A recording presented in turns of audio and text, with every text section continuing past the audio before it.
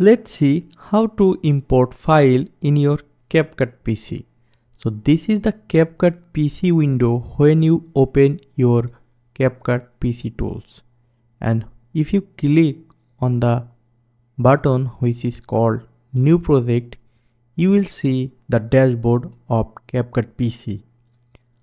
If you want to start editing, you need to import the file first.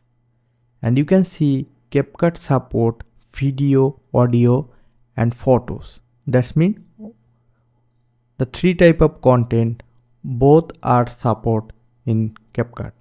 So if you want to import here, you can do with two different way. First of all, click on here and select your file and folder from your desktop and whenever you can.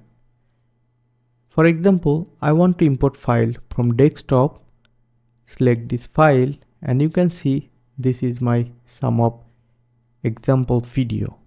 And if I select that video, and you can see a huge number of list file types that CapCut support.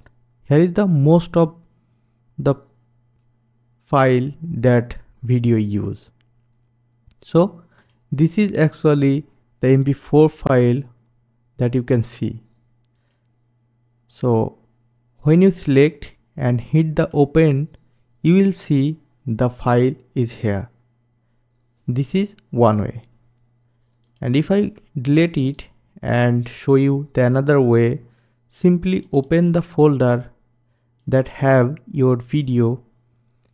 You can just drag and drop in your CapCut PC and boom, the file now in your CapCut tools.